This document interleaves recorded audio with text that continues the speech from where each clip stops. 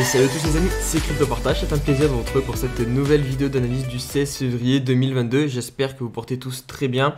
Au niveau de la map crypto, comme vous pouvez le constater ce matin, on reste dans la même ambiance que depuis le début de la semaine, avec une map plutôt orientée vers le vert. Bitcoin au-dessus des 44 000 $, plus 0,77%. L'Ether qui a bien repris aussi le niveau des 3 000 $, ça c'est très positif. 3 150 $ au moment où je tourne la vidéo. Et du côté des altcoins, on suit la cadence un petit peu du BTC avec deux belles performances du côté de Avax, plus 10%. Avax que j'ai choisi d'analyser aujourd'hui sur la partie analyse technique, 95 $ pour le token. On a Algo aussi qui est bien dans le vert, plus 6%. Waves, Quantum aussi qui est dans le vert. Et on a quelques cryptos malheureusement qui ont du mal à performer ce matin, notamment l'IGLD, moins 2%. HBAR qui a bien performé hier, qui se calme un petit peu. Et le token de Bitfinex qui est bien dans le rouge, moins 6%. Ce qui doit être normal parce qu'il avait très bien poussé après l'annonce de la news là, du burn des tokens, donc Léo, suite au hack, parce qu'ils avaient retrouvé les personnes qui avaient effectué le hack. Donc voilà, c'est normal après un gros pump d'avoir une phase de correction.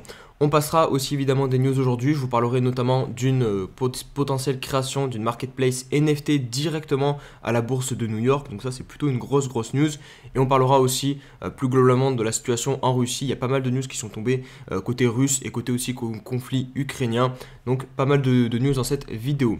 N'oubliez pas aussi de mettre tout de suite le petit pouce bleu, l'abonnement aussi à la chaîne YouTube si vous voulez être notifié tous les jours des vidéos que je sors. Et puis aujourd'hui c'est le jour spécial puisque ce soir je serai en live avec Tonton et Quentin normalement, et vous pourrez directement venir nous poser des questions, voilà, blablater tranquillement. Ça sera donc à 19 h sur Twitch, donc n'hésitez pas aussi à venir me rejoindre sur Twitch. Allez, on attaque directement par les news et on va débuter par celle-ci, partagée par Grégory Raymond. Donc 2 semaines après le groupe Carrefour, puisque il y a 2 semaines de cela, Carrefour a acheté un terrain sur, il me semble que par contre c'est pas sur Sandbox, c'est sur Decentraland, mais c'est à vérifier. Mais en tout cas, Carrefour a acheté un terrain dans un metaverse. Son concurrent, donc le groupe Casino, se lance lui aussi dans le metaverse sur Sandbox là pour le coup. Et du coup, ils vont créer en fait un jeu disponible pour les clients du club Leader Price. On poursuit toujours avec Grégory Raymond qui ce coup-ci nous amène du côté de la Russie, plus précisément à Moscou, où le ministère de l'économie propose d'autoriser le minage dans les régions avec un excédent constant de production d'électricité et d'introduire des tarifs commerciaux réduits pour sa consommation à cette fin.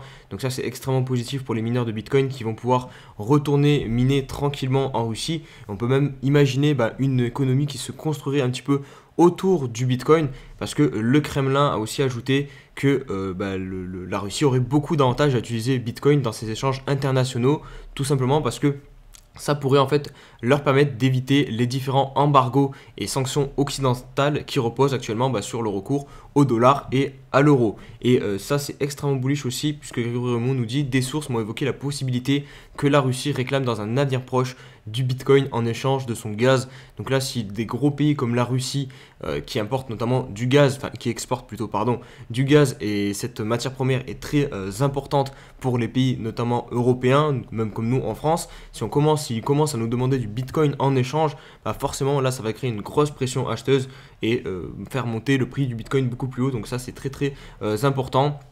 Et pour conclure, sur une note un peu plus négative là pour le coup, on a quand même la banque centrale russe qui elle continue de pousser pour une interdiction totale des crypto-monnaies, mais comme nous dit Grégory Raymond, le ministère de l'économie semble avoir les faveurs de Poutine d'après les dernières déclarations du président russe ces derniers jours. Toujours du côté russe, il semblerait que les tensions avec l'Ukraine diminuent un petit peu, puisque hier on a eu donc la Russie qui a annoncé le retrait de plusieurs troupes à la frontière directement avec l'Ukraine. Comme dit en intro de vidéo, on a donc Coin Academy qui nous partage cette news. La bourse de New York travaille à la création d'une marketplace NFT. Wall Street a commencé à déposer des marques impliquant l'arrivée d'une plateforme de trading NFT. Donc il y a une source, ça provient de Bloomberg directement. Malheureusement j'ai pas l'abonnement donc j'ai pas pu lire l'article en entier, mais ça a l'air sérieux. Et de toute façon Coin Academy c'est un média français très sérieux, donc voilà, je pense pas qu'il relayerait une fausse information. Personnellement je suis assez surpris de voir que les NFT pourraient déjà débarquer dans la finance traditionnelle, alors que même les cryptos, voilà, c'est pas encore à 100%, c'est encore un petit peu flou. Et là, du coup, on serait en train de se dire que potentiellement, les professionnels pourraient commencer à trader des images de singes. Et on va finir les news avec un tour du côté de Binance, puisqu'il y a pas mal de nouveautés. La première, c'est la Binance Smart Chain qui se renomme en BNB Smart Chain.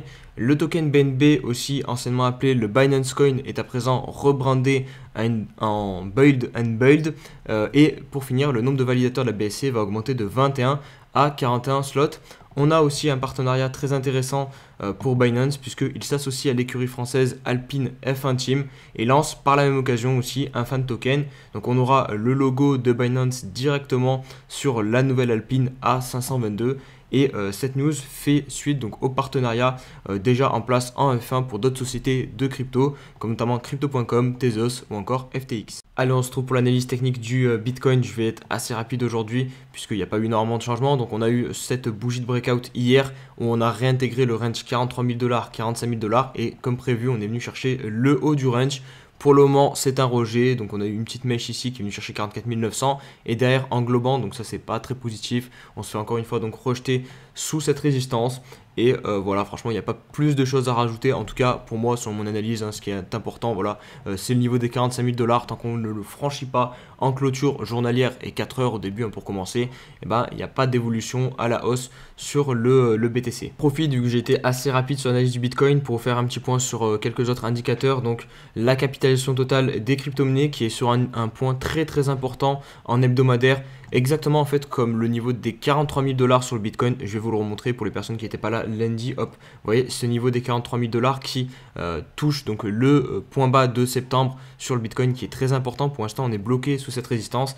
Et bien si on prend le crypto total, on a exactement la même chose avec les 2000 milliards de capitalisation. Vous voyez c'est le point bas de septembre. On avait bien rebondi dessus. Là aussi pareil et hop là on l'a cassé. Et pour l'instant vous voyez on bloque pile dessus. J'ai essayé de dessiner une petite trend. Alors ouais, je trouve qu'elle est assez pertinente. On a quand même pas mal de points de contact ici.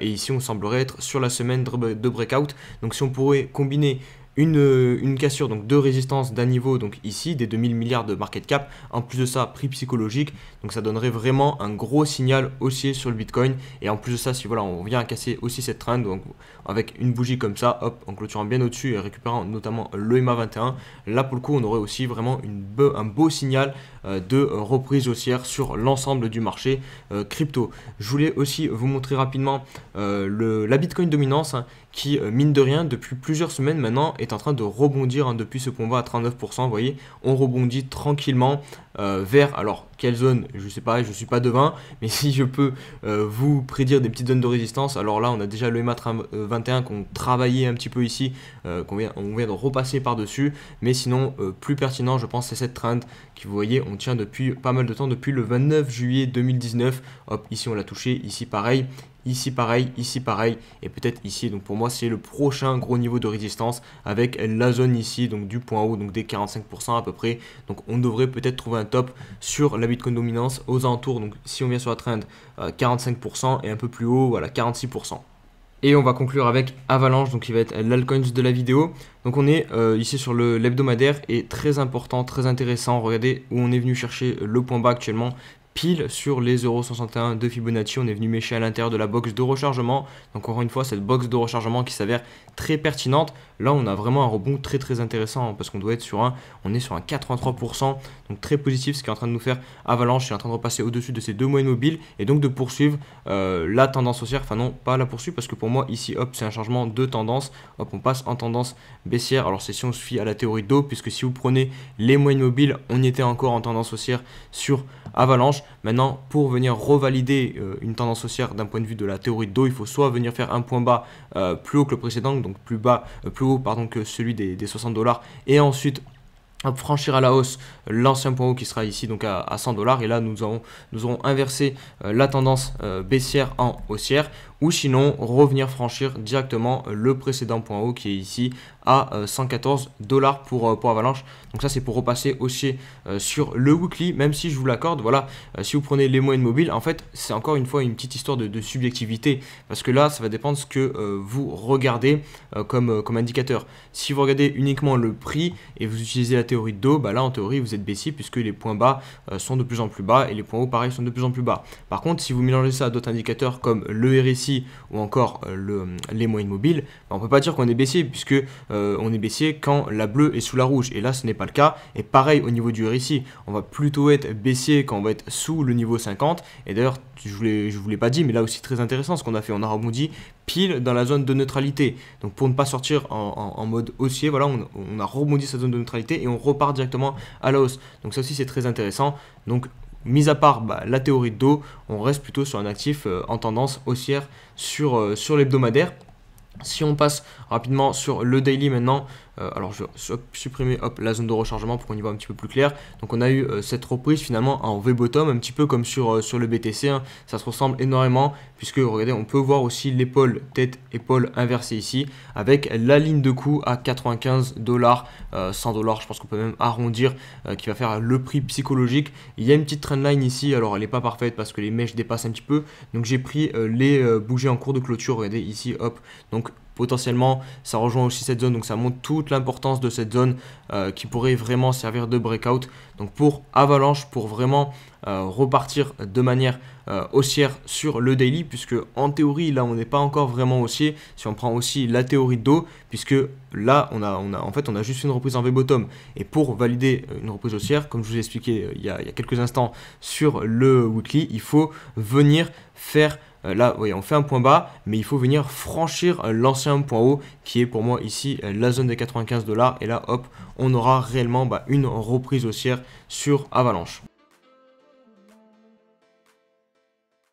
Allez, on se retrouve pour la question de l'abonné. Aujourd'hui, j'ai choisi deux sujets pour cette question de l'abonné. Le premier, c'est celui sur Éric Zemmour, puisque hier, j'ai parlé d'Éric Zemmour, ou du moins de ses propositions concernant les crypto-monnaies, et ça a peut-être été un petit peu mal compris en commentaire, alors que moi, je voulais uniquement en fait parler des propositions qu'il faisait sur les crypto-monnaies, puisque en politique actuellement, en France, on en parle très peu, et là je trouve ça intéressant d'avoir enfin des propositions concernant les crypto-monnaies, et c'est uniquement sur ça que je voulais en parler. J'en avais rien à foutre de la personne qui l'a dit, ça aurait pu être n'importe qui, j'en aurais parlé de la même manière, donc c'était surtout voilà, sur ça que je voulais moi porter le débat, et malheureusement en commentaire vous l'avez porté plus sur la personne qui était Éric Zemmour, sur les idées qu'il propageait. Alors vous avez le droit évidemment, voilà, liberté d'expression, mais moi c'était surtout pour dire que je voulais orienter le débat plus sur les idées qu'il proposait plutôt que sur sa personne.